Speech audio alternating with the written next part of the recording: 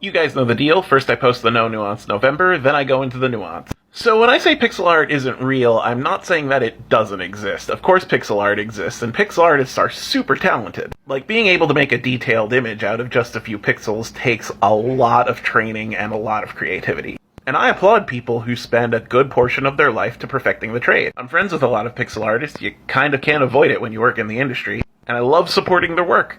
And I'm also not saying it's easy art to make at all. It's hard. It is a serious skill. But pixel art as a concept doesn't really exist.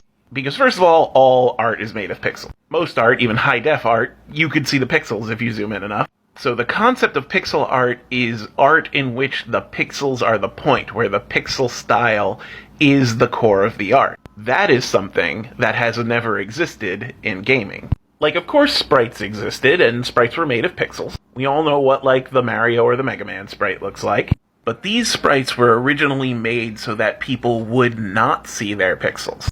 They were developed in such a way that the blocky nature of them can be as obfuscated as possible.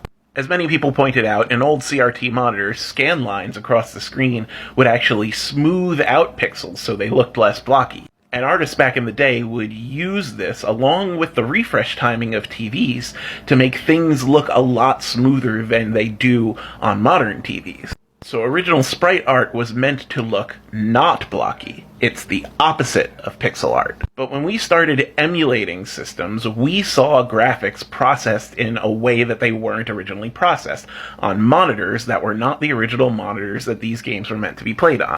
And without scan lines and refresh rate interference, we saw the pixels in their crisp, blocky, originally programmed nature. And that version of the graphics became more common than the original version of the graphics. We started to associate this raw, uninterpolated data as more retro than the actual image that we used to see back in the day. So in short, pixel art is modeling itself after an art style that never existed. We Mandela affected that. We came up with the idea that accentuating pixels was a retro art style, but really, it never happened.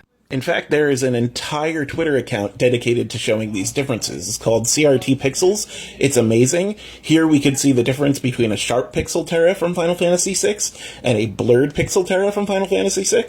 So yeah, once again, pixel artists, very talented people. The art style that exists right now is, of course, a thing, but it is modeled after something that we made up. That was not actually the art style back in the day. We made up the sharp pixel art style. Retro pixels were meant to be blurred and smooth.